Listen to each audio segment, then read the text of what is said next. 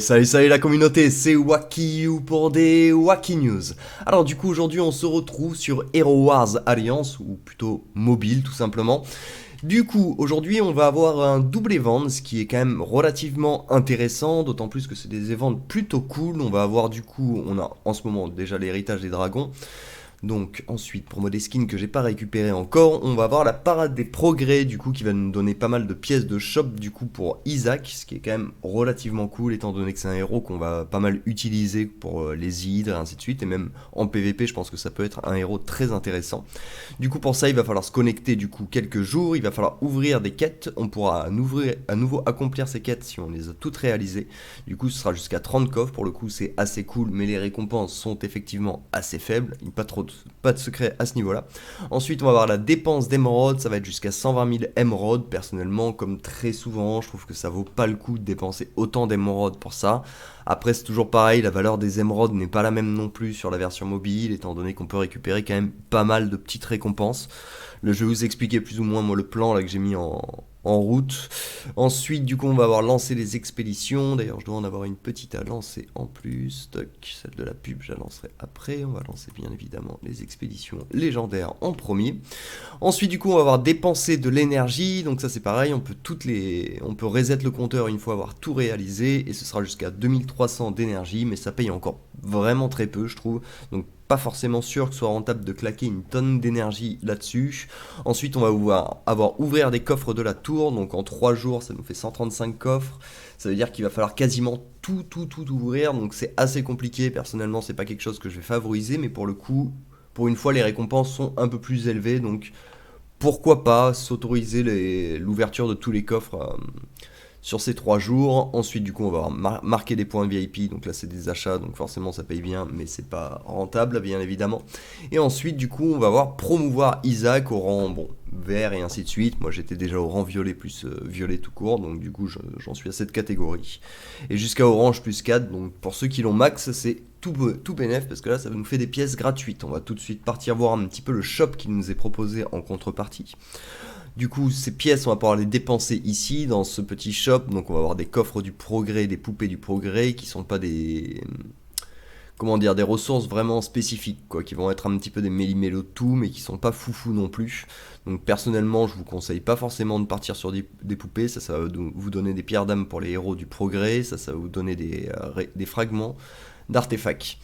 Et en fait, ce qu'il y a par contre d'assez intéressant, bon, après on va pas pouvoir non plus faire un carton plein avec, mais c'est toujours ça de prix, c'est qu'on peut voir que déjà les artefacts de Isaac sont proposés, et ensuite on a pas mal d'artefacts en fait de tous les types qui nous sont proposés.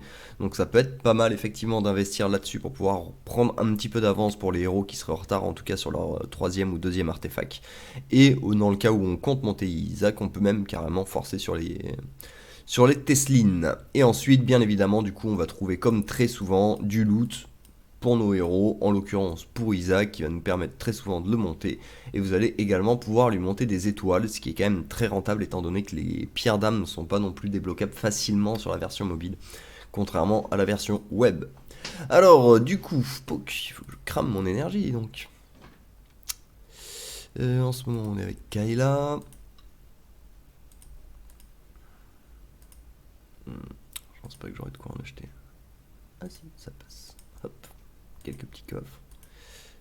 Ouais, il me semble que j'ai des bons stocks dans la boutique de l'Outre-Terre, donc je peux me permettre. Ça nous fait quand même pas mal d'avance de pouvoir acheter du stuff dans les boutiques.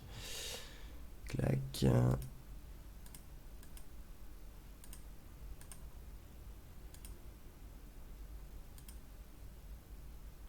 Hop.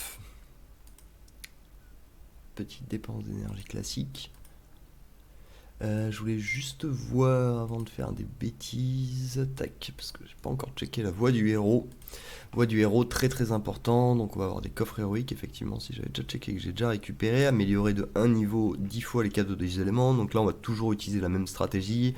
Vu que personnellement j'ai pas des gros stocks, ici on va faire ça. On va perdre un petit peu d'or, certes, mais du coup 2, 3, 4, 5, 6, 7, 8, 9 et 10. Et on réinitialise encore un petit coup, check. Et voilà, au moins là, on récupère 1600 points qui va nous permettre de pouvoir enfin passer notre Xecha en étoile absolue. Du coup, et voilà, on avait 12 missions héroïques à faire, donc heureusement que je me suis pas non plus trop emballé. Hop. Personnellement, je l'ai fait pour Mojo, parce que j'ai vu que Mojo était quand même très efficace pour l'hydre, donc du coup je me suis dit que ça restait une valeur plus ou moins sûre. Après je changerai peut-être d'avis avec le temps, mais pour le moment en tout cas je l'ai fait pour ce héros. Malheureusement, je crois qu'on va pouvoir check.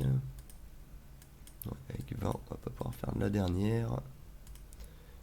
Tac. Donc on va devoir claquer 100, bon c'est pas trop grave non plus. Donc, personnellement, je trouve que c'est bien plus rentable ce qu'on va pouvoir acheter avec la boutique. Et ensuite la titanite, je la ferai tout à l'heure. Clac. Et si on revient en arrière, voilà, il y a le bonus de 750. Et là, on peut passer à 300 de pierre pour Xecha. Et boum! Clac! Xecha, étoile absolue. Voilà une bonne chose de faite. Tac, il faut que je distribue mes talents sur du.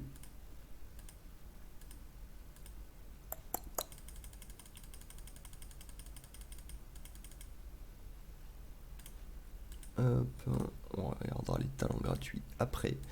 Toc, et du coup on va reparler donc du deuxième event, même si moi malheureusement pour le coup je ne peux pas encore en profiter. Après apparemment ça va peut-être arriver juste derrière. Donc on va juste être patient dans tous les cas et au bout d'un moment on pourra, ça va être du coup sur le gardien des talismans qui est un event qui est réservé aux joueurs level max tout simplement, level 120.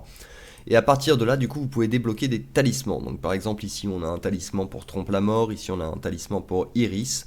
Ensuite, ces talismans, une fois que vous les avez débloqués, malheureusement, moi, c'est pas des héros que je joue, donc forcément, je vais pas les utiliser. Mais par exemple, hop, une fois que votre héros est level 120, s'il a un talisman, parce que des fois, sinon, ils peuvent être level 120, mais par exemple, ici, il y a juste marqué XP. Mais si vous regardez, ceux qui ont leurs talismans qui sont disponibles, malheureusement, là, c'était disponible pendant un event. Ici, vous cliquez sur la petite flèche comme pour lui donner un petit peu des levels. Et ici, vous avez le talisman du pouvoir, tout simplement, du coup, et vous allez pouvoir invoquer avec ceci. Avec les cristals de maîtrise, et du coup, avec les métacubes pour relancer les stats de talisman. Les métacubes, on peut aussi en faire dans le port, dont on va aller parler juste après. Clac, donc du coup, on est bien content de l'avoir passé en absolu. Donc le problème, en fait, j'aimerais bien pouvoir vous décrypter vraiment les ventes gardiens du talisman. Le problème, c'est que améliorer un talisman X fois, en fait, vu qu'il n'y a aucun héros sur lequel je peux mettre des talismans, bah, je peux pas l'utiliser. Enfin, il n'y a personne que je peux monter. Donc, du coup, il n'y a aucun intérêt pour moi, malheureusement. Je peux pas savoir si c'est rentable ou pas de récupérer les métacubes en faisant ceci. Pareil pour ce qui est de la dépense d'émeraudes. Pareil, en fait, pour tout ce qui est des ressources, tout simplement, étant donné que je ne peux pour le moment pas profiter, tout simplement. Alors, clac. Battez-vous dans l'arène ou la grande arène, et ainsi de suite. Ça, on va tout faire ça juste après. On va aller récupérer nos petites pièces qu'on a pris pour la bataille du progrès.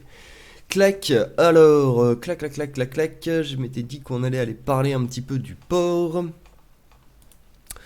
Le port, du coup, clac, moi personnellement au début j'étais parti avec ce héros et puis j'ai switché finalement sur celui-ci, donc on va en parler rapidement, faire quelques fights. Pour le moment je suis level très faible, donc je me fais très souvent dérouiller. Tout simplement, il va falloir que je monte au bout d'un moment Jorgen, mais pour le moment j'ai pas assez de potions d'XP, donc pour le moment c'est Isaac et Iris qui sont un petit peu avantagés, mais un tout petit peu.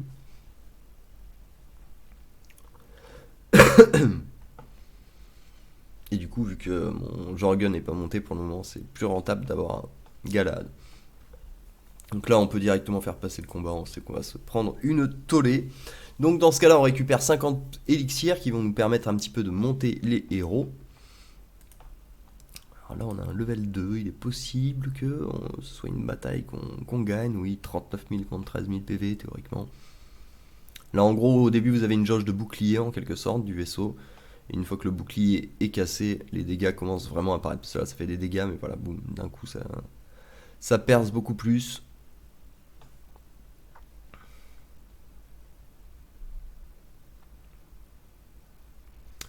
Et du coup, quand on va y gagner...